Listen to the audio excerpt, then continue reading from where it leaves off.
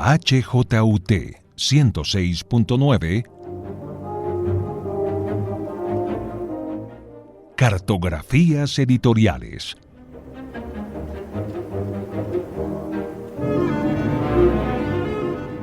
Presenta y dirige María Elvira Jaramillo.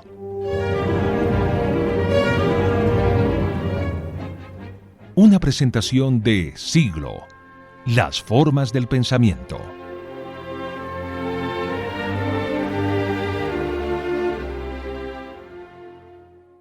Los ecos retumban y mutan para decir algo en el presente. Los ecos suponen un viaje y una interlocución. Los ecos incomodan, no son fáciles de predecir y juegan con el lenguaje. Una realidad entre ecos es un mundo construido a partir de relatos de diferentes contextos, momentos y latitudes. Es una realidad que perdura, que resuena, como la gran literatura. Así, los ecos se convierten en líneas de conexión entre lecturas, en ideas que van y vuelven, que construyen, que enlazan y que generan controversia. Entre lo clásico y lo contemporáneo, entre ideologías y disciplinas, se escuchan las propuestas de ensayos, novelas, cuentos, crónicas y biografías. Son los sonidos de esas rarezas, rescates y traducciones los que crean un catálogo editorial que busca otros valores más allá de lo evidente. Bienvenidas al camino de una editorial que desde 2006 apuesta por las voces latinoamericanas. Bienvenidos a un proyecto que cree en el poder de transformación de la literatura. Bienvenidos a la Editorial Periférica, una biblioteca de ecos contundentes.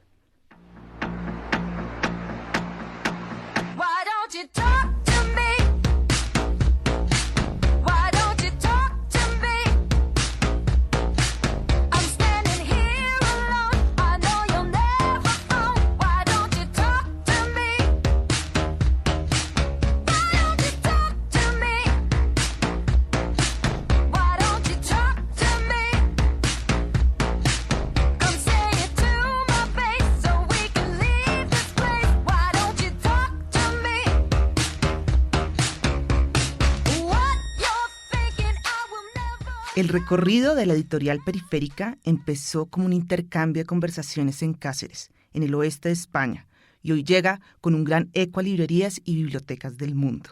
Es un camino que se tiñe inicialmente de rojo y después se dibuja con la diversidad de colores de sus más de 300 títulos publicados. Nuestra guía de este episodio es Paca Flores, quien junto a Julián Rodríguez puso en marcha este proyecto cultural que busca pensar, conocer y dialogar. Hola Paca, gracias por aceptar esta invitación y gracias por estar hoy aquí en las rutas de cartografías editoriales. Hola, ¿qué tal? Muchísimas gracias a vosotros por la invitación. Bueno, Paca, hemos dicho varias cosas que empiezan a formar parte de lo que será este viaje.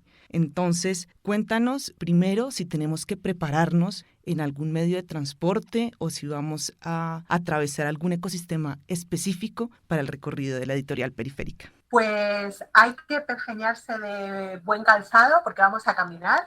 Al final, caminando es casi como más se disfruta del viaje. Y en ocasiones también podemos coger la bicicleta, porque una bicicleta permite que te canses menos y realmente te permite ver las cosas desde una perspectiva muy particular, ¿no? Y no hay casi un momento de infelicidad encima de una bicicleta, ¿no? Siempre te procura una sensación de libertad que es algo muy especial. Lo que pasa es que no sé si nos va a servir para atravesar la selva, que sería mi ecosistema. En una selva te puedes encontrar de todo, ¿no? Puedes encontrar fronda enmarañada, árboles enormes, árboles pequeños, peligros inesperados. De repente puede abrirse un claro y encontrar un lago o ir caminando a la orilla de un río, ¿no? Una selva es muy variada, te permite enfrentarte a muchas cosas distintas y creo que eso es un poco el catálogo de Periférica. Bueno, Paca, pero vayámonos un poquito hacia atrás. Vámonos al 2006, cuando nace la editorial. Tú estudiaste periodismo y te cruzaste en el camino con Julián. ¿Y cómo empezó la idea de crear un catálogo diferente, un catálogo periférico? Pues un poco en el nombre hay mucho significado, ¿no?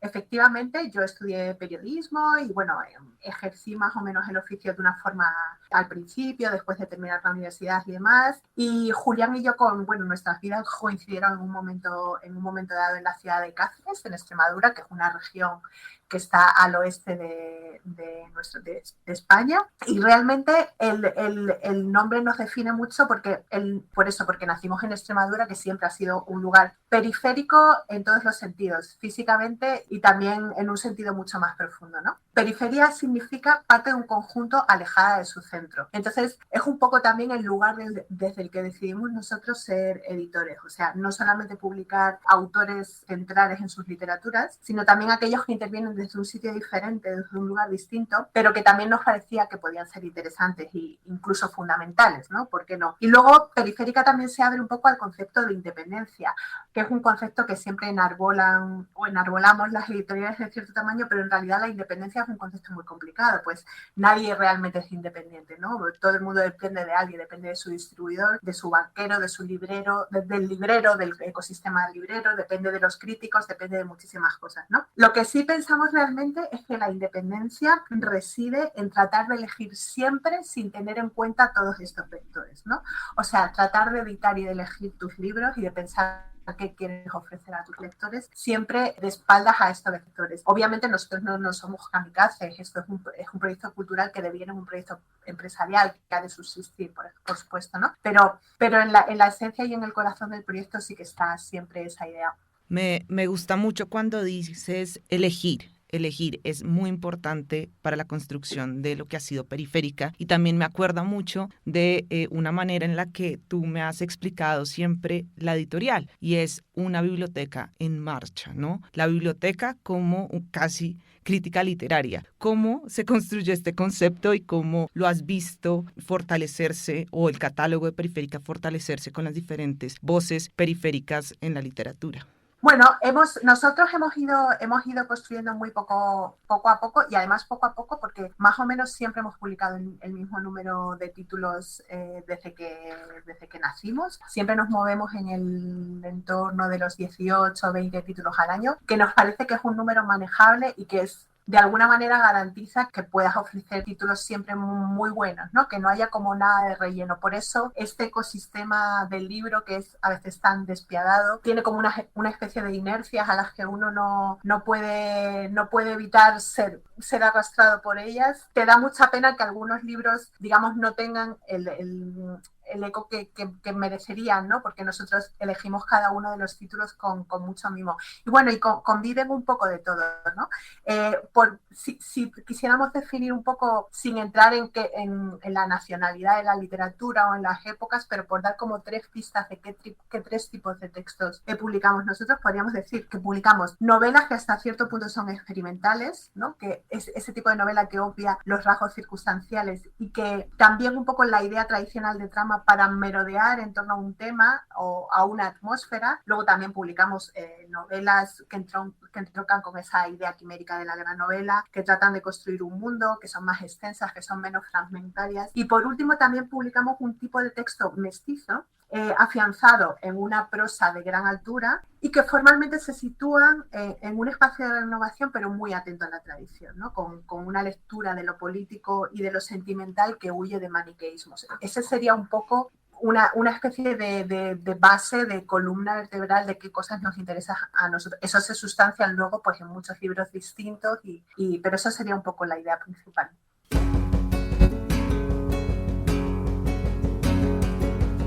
I'll find a better way someday.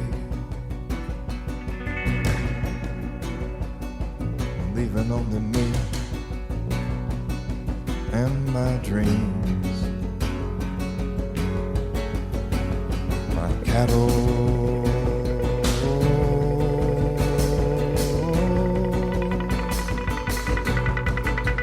and a resonator.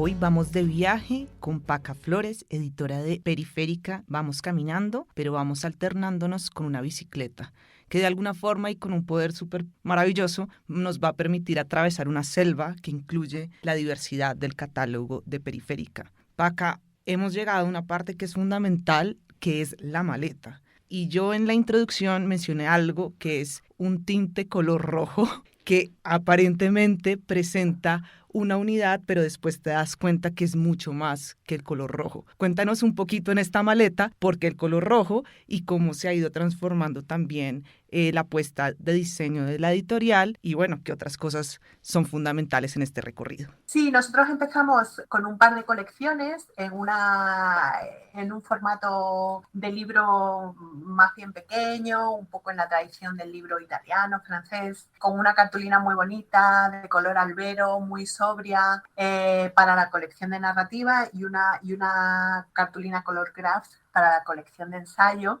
Y esto fue como una especie de laboratorio donde convivían libros de todas épocas y que se decían cosas los unos a los otros, o eso nos parecía a nosotros. Y luego digamos que fuimos evolucionando hacia esta otra colección que es la roja, que se llama Largo Recorrido, y que bueno, ha devenido como se ha convertido en la colección principal, ¿no? Con una serie de satélites. Tenemos también una colección de libros, bueno, especiales, que es algo como difícil de explicar, sí, que se llama Fuera de Serie, por las dos cosas, ¿no? Porque está fuera de serie y porque son unos fuera de serie los libros. Y que esta colección es más variada, ¿no? Pues da entrada a otro tipo de diseño más libre, que no a nuestro marco rojo, pero nuestro marco rojo nos parece que es muy identificativo, nos gusta muchísimo el rojo. Cuando juntamos todos los libros en la Feria del Libro de Madrid, por ejemplo, que es a la que vamos nosotros directamente, que atendemos nosotros directamente el sitio, es como una especie de estallido de color rojo que nos hace sentir muy contentos, porque nos parece que es una cosa muy reconocible y además que es elegante, que siempre resignifica a veces las imágenes con las que ilustramos los libros, sean fotografías o ilustraciones, pinturas más o menos modernas o clásicas o muy antiguas, pero siempre le aporta algo especial, ¿no? Y eso es algo que nos gusta mucho. Paca, me encantaría que en este punto pudiéramos hablar de algunos autores y escritoras que hacen parte de esas colecciones que nos has enumerado y que además muestran o que permiten ejemplificar a quienes viajan con nosotros de qué hablamos cuando hablamos del catálogo de Periférica. ¿Te puedo decir alguno o...? Pues dime, lánzame. Dale, entonces una que seguramente tendremos muy pronto en Colombia, Kim Thuy.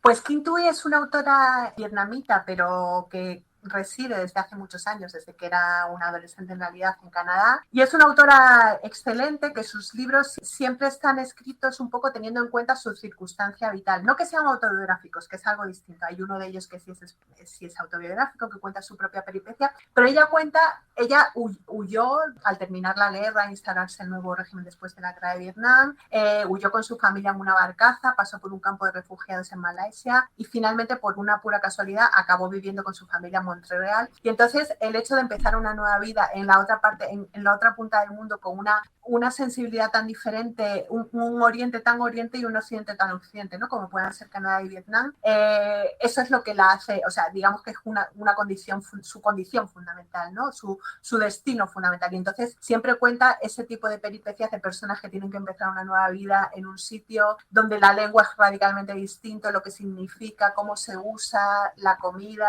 Bueno, es una autora genial que tiene como esa especie de carisma que tienen, yo la verdad, de los autores que he conocido, que he tratado, que tienen un poco esa experiencia de vida parecida, siempre hay como una especie de carisma en el superviviente que es algo muy, muy especial, muy admirable, ¿no? Hablan desde un sitio que no todo el mundo, obviamente, que ha pasado por una experiencia terrible, logra, ¿no? Y Kim Thuy es así, es alguien que escribe con gran delicadeza de cosas, de experiencias a veces muy duras, pero que lo hace siempre desde un lugar muy especial, como de quien se ve en la obligación de ser feliz finalmente, ¿no? Entonces es alguien muy esperanzador y que hace altísima literatura, con una escritura estupenda, sobria. Claro, además tiene la capacidad de mezclar temáticas que uno de primerazo no haría, ¿no? Migración y cocina, o cuál es la relación entre las recetas de mi familia con la migración, con el encuentro entre culturas, con los ingredientes que están en ese lugar, que ya no es mi casa,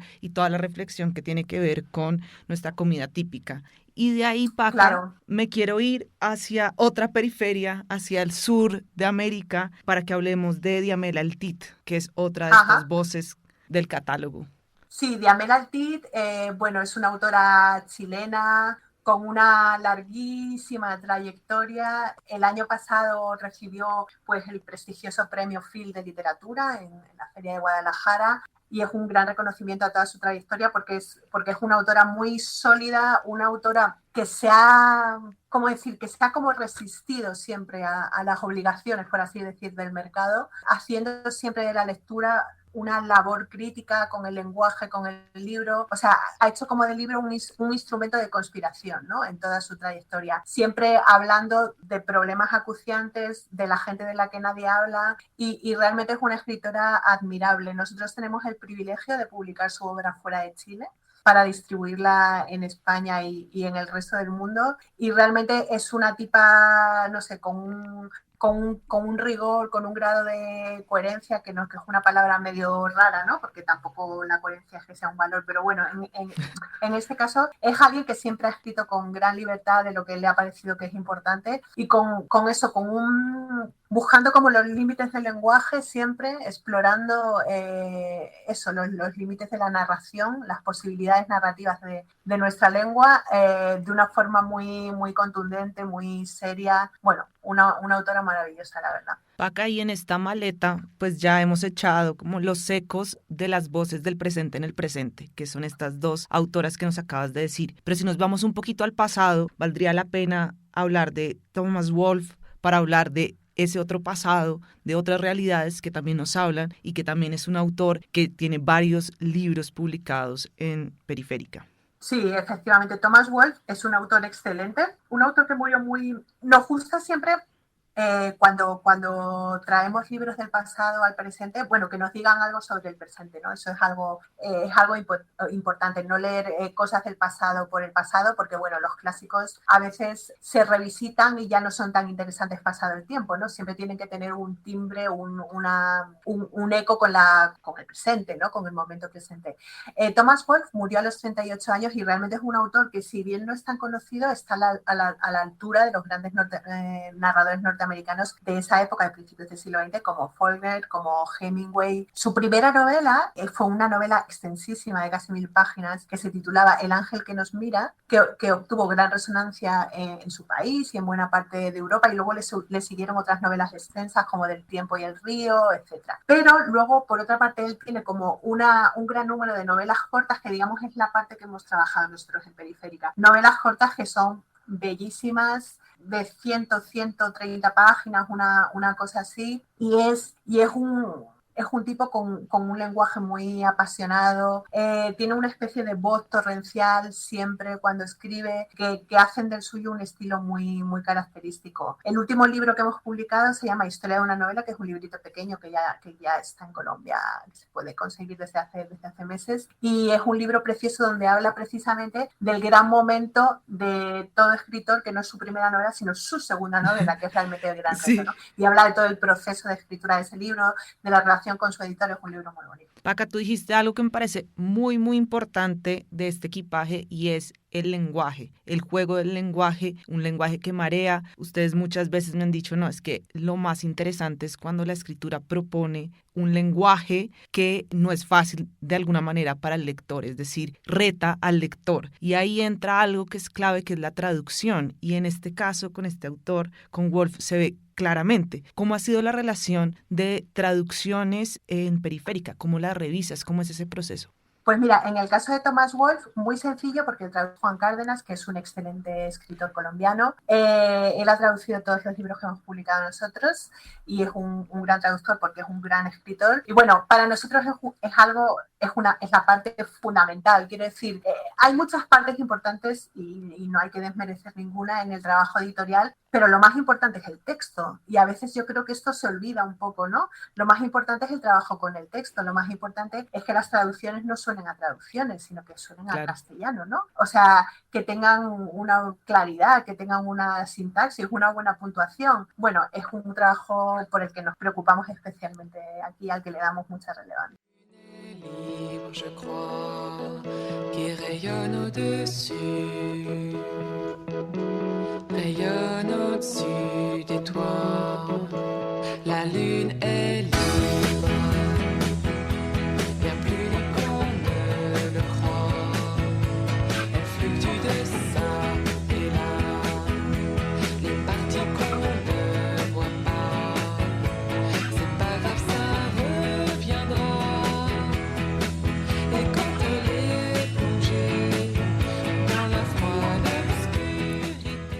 este momento nos acabamos de bajar de la bicicleta y hemos empezado a caminar. Hemos empezado a caminar porque vamos a parar sobre algunos títulos particulares del catálogo de Periférica. Si se voltean hacia atrás y ven el recorrido que hemos dibujado, lo verán de color rojo, ya explicamos por qué, pero también si se acercan a este color rojo van a ver los matices que hay en el juego del lenguaje, en las traducciones, en la selección de autores de diferentes latitudes y también en el cuidado del lenguaje. Entonces, Paca, vámonos con 2 títulos que son bastante representativos de Periférica y diría, y creo que estarías de acuerdo, que podemos empezar con Amor al Alba.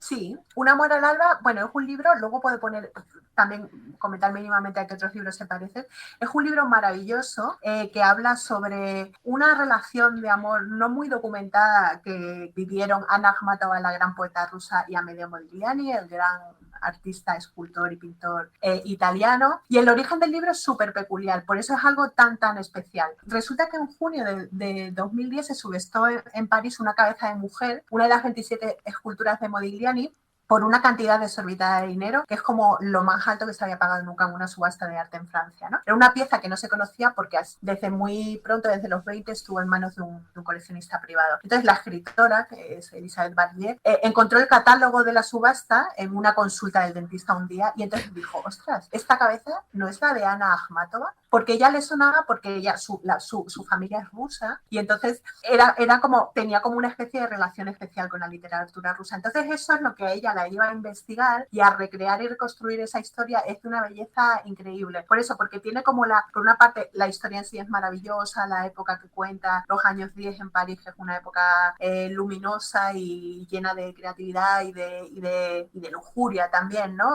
París era como la ciudad soñada por todos los artistas del mundo, pero por otra parte, el impulso de escritura es una cosa también que tiene que ver con una cosa muy personal, ¿no? Con lo cual hace que realmente todo el recorrido sea muy especial, ¿no? Es un tipo de libro que nos gusta mucho. Cuando un escritor de repente se embebe de la voz de un artista, tenemos otro estupendo que se llama El vestido azul, que es sobre Camille Claudel y su tristísima vida, también de otra escritora francesa. Bueno, en fin, es un tipo de libro que nos gusta bastante, como esa especie de apuesta investigativa, pero también muy literaria, ¿no? Y otro librito del que podría hablar, que me parece que cuenta bien el espíritu de la editorial, es La Avenida, de Francesco Pecoraro, que es un autor italiano que empezó a escribir cuando ya era muy mayor. O sea, publicó su primer libro con 60 y tantos años. La Avenida es esta primera novela extensa de 700 y pico páginas que también publicamos en Periférica hace unos cuantos años y esta es la última. La Avenida es la última, perdón, no sé si lo he dicho al revés, pero bueno, me habéis entendido. Entonces, La Avenida cuenta, bueno, un poco la visión de un tipo que está jubilado, su visión de la ciudad. Pecoraro el escritor es arquitecto, con lo cual hay una visión acerca de la arquitectura de las ciudades y de la configuración de las ciudades y de la fealdad de nuestras ciudades a veces, ¿no? Que es muy especial y muy interesante. Cuenta eso, como la vida de un tipo que ya está un poco de vuelta de todo, que tiene, bueno, una cierta amargura en su voz, pero tiene una lucidez increíble, o sea, como para analizar las sociedades del bienestar en las que supuestamente vivimos en la mayoría de los países en el siglo XXI, una mayoría relativa, pero bueno. Entonces, esto va mezclado con la historia del barrio donde vive este personaje, este narrador sin nombre, que es el barrio donde se construía, donde estaban los hornos para los ladrillos que, digamos, construyeron la belleza de la ciudad de Roma, ¿no? Es un libro increíble por su capacidad, eso, de análisis un poco de todo el siglo XX, ¿no? Desde una perspectiva, desde la perspectiva de un tipo normal que tiene los ojos abiertos un poco, ¿no? Pero es un libro muy poderoso, una voz muy poderosa.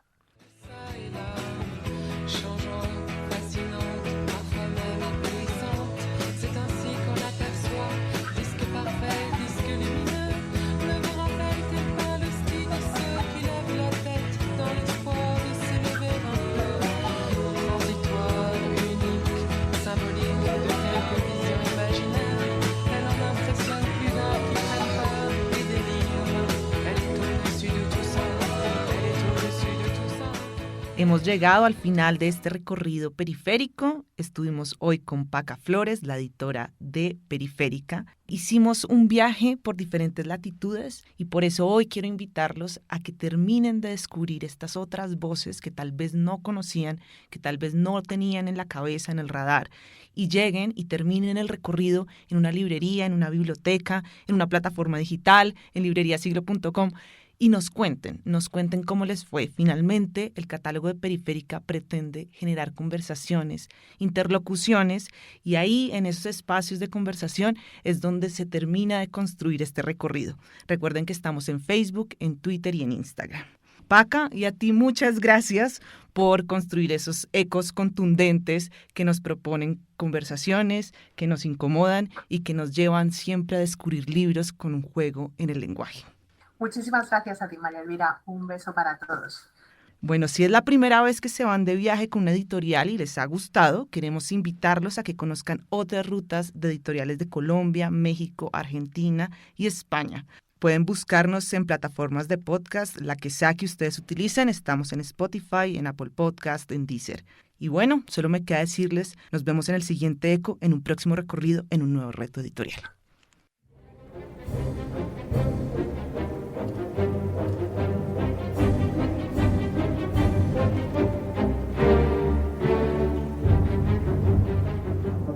En la HJUT 106.9, Cartografías editoriales.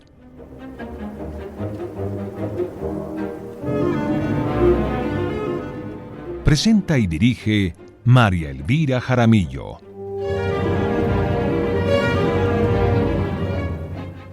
Una presentación de Siglo, las formas del pensamiento.